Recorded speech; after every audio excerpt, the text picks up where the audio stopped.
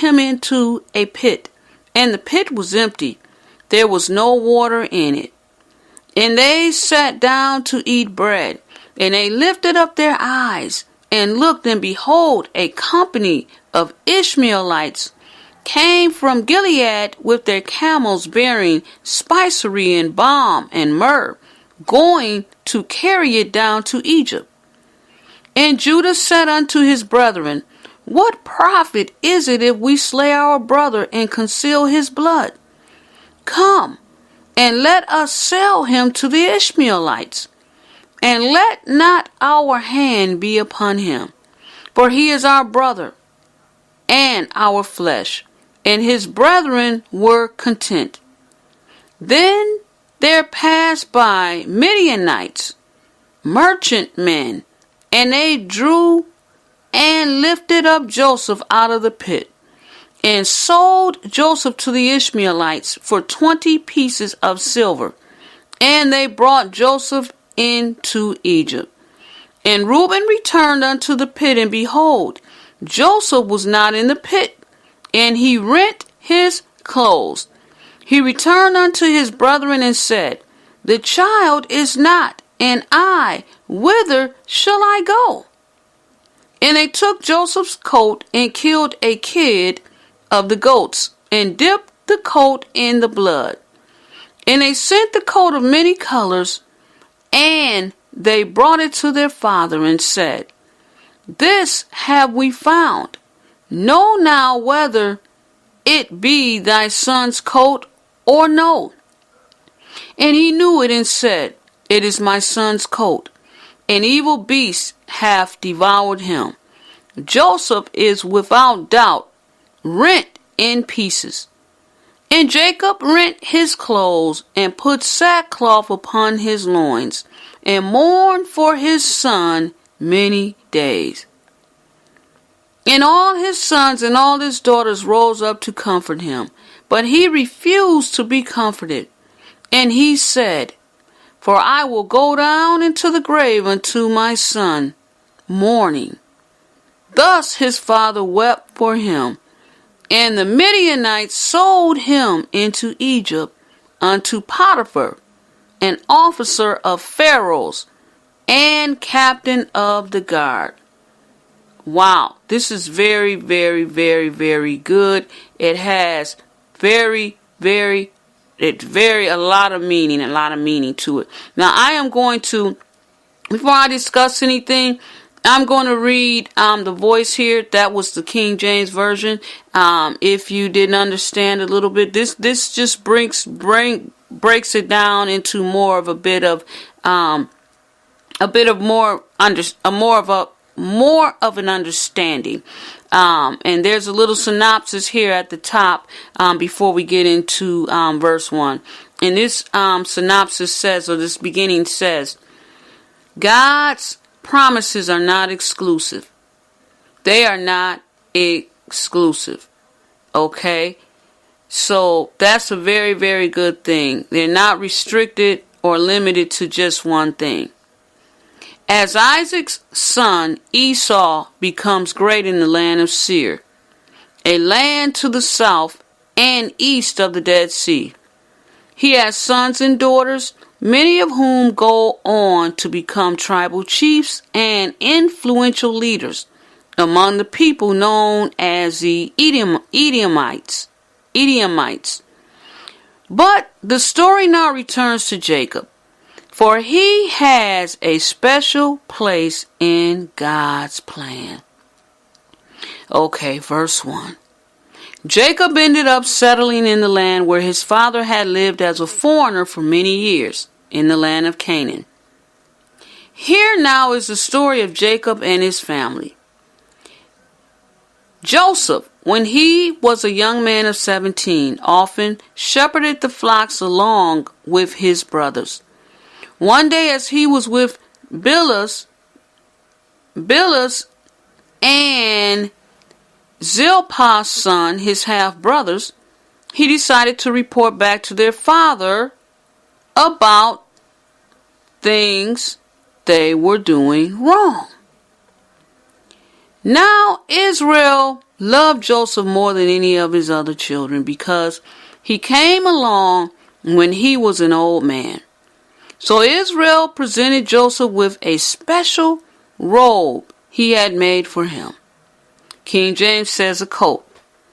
A spectacularly colorful robe with long sleeves in it. But when his brothers saw that their father loved him more than the rest, they grew to hate him and couldn't find it in themselves to speak to him without resentment or argument. One day Joseph had a dream. When he told the dream to his brothers, they hated him even more. Okay, this is the voice of Joseph. Please listen to this dream I had. There we were, binding sheaves in the field. Suddenly my sheaf rose and stood up, and then your sheaves all gathered around it and bowed down to my sheaf. Joseph's brothers, annoyed. Are you serious? You think you are somehow destined to reign over us? You think you are going to be our king? This dream and what he told them about it made them hate him even more. But Joseph had another dream. This is the second dream. And he made the mistake of telling them about this dream too. This is Joseph speaking. Listen, I've had another dream. I saw the sun, the moon, and 11 stars bowing down to me. When he told this dream to his father and brothers, even his father scolded him. His father Israel said, "What kind of dream is this? Do you actually think your mother and I and your brothers are going to bow down before you?" Joseph's brothers had become extremely jealous of him. But his father, though he scolded Joseph, kept this dream in the back of his mind. About this time, Joseph's brothers went north toward Shechem in search of better pasture for their father's flocks. Now this is the father Israel saying to Joseph, "Aren't your brothers pasturing the flock at Shechem? Come on then, I will send you out to them to see how they are doing." Joseph said, "I'm ready, Father." Israel says, "Get going then, see if they're doing all right, and make sure the flocks are well. When you get back, give me a report." With that, Israel sent Joseph out to the valley of Hebron. When he came to the area around Shechem, a man found him wandering around in a field. The man asked him what he was looking for. This is what Joseph said. "I'm looking for my brothers. Please tell me where they are pasturing our flock." The man said, "They've already gone. I've heard them say they were going to Dothan." So Joseph hurried off and followed his brothers to Dothan. They saw him coming, even though he was still a long way off. Before he was near enough to hear them, they conspired to kill him. Okay, this synopsis here says Joseph's brothers are tired of his arrogant pretense. Each and every one of them has a bill of complaint against Joseph. Joseph's brothers, talking to each other, said, "Oh, here comes the great dreamer. Let's kill him and throw his body into one of the pits. Then we can tell everyone a wild animal killed and devoured him. We'll see then what becomes of his stupid dreams." When Reuben heard the plan, he tried to help Joseph. Reuben said, "Let's not kill him. We don't need to shed any blood to be free of him. Let's just toss him into some pit here in the wilderness. We don't need to lay a hand on him." Reuben thought perhaps he could secretly come back later and get Joseph out of the pit and take him home to their father before any more harm came to him. The brothers agreed. When Joseph arrived, they ripped his robe off of him, the fancy, colorful robe he always wore that his father had made for him, and they threw him into the pit. Now this pit happened to be an empty cistern. There was no water in it. Then they sat down to eat. Soon they looked up and saw a caravan of Ishmaelite traders approaching from Gilead. Their camels were loaded with gum, balm, and a fragrant essence, and they were on their way down to Egypt with their goods.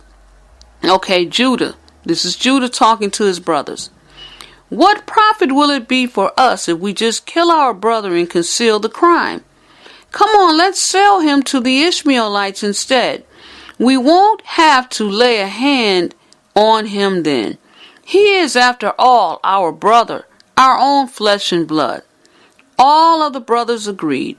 As the Midianite traders were passing by, they brought Joseph up out of the pit and sold him to the Ishmaelites for about 8 ounces of silver, the usual price of young male slaves. The traders set off with Joseph in the direction of Egypt. Now, Reuben had not been around when the caravan came by. So when Reuben came back to the cistern later and saw that Joseph was not there, he tore his clothes in agony and despair. He went back to his brothers. Now this is Reuben talking. He says, "The boy is gone. What do I do now? What am I supposed to tell father?" There's a little synopsis here. It says, as the oldest, Reuben is responsible for what happens to Joseph. Does he dare go home and face his father? After sleeping with his father's concubine, he has little chance now of being confirmed as Israel's firstborn. Reading along. The brothers took Joseph's fancy, colorful robe, slaughtered a male goat, and dipped it in the blood. Then they took the special robe to their father. Joseph's brothers said, "We found this, father. Tell us if you think this is Joseph's robe." Israel said, recognizing the robe, "This is my son's robe. A wild animal must have killed and eaten him. Joseph is without a doubt torn to shreds." Then Jacob wailed in agony and tore his clothes with the depth of emotional pain only a father could feel upon losing a child. He dressed in sackcloth and mourned his son for a long time. All of his sons and daughters tried to comfort him, but he refused to be comforted. Israel, "No, I will go to the grave grieving for my son." The synopsis here says, Israel is inconsolable. His grief over his son transcends even death itself. This is how deeply Joseph's father grieved for him. Meanwhile, the Midianites arrived in Egypt and sold Joseph to Potiphar, one of Pharaoh's officers and the captain of the guard. Wow, this story is very, very, very good, ladies and gentlemen. Things get deeper and deeper and deeper and deeper. Now he's sold off to Potiphar, and things are gonna happen. And ladies and gentlemen, there may be things that's going on among your family members, among your brothers, among your sisters, your siblings.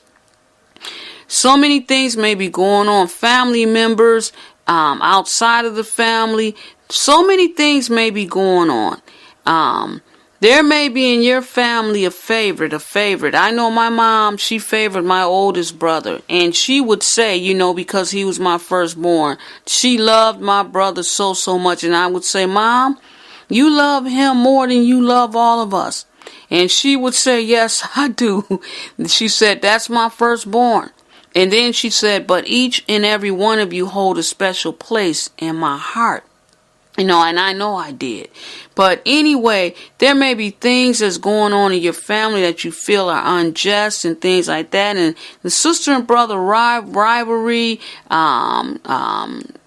cousins or whatever your family is, there may be some things going on. But there's always a lesson. There's always something. Still love each other.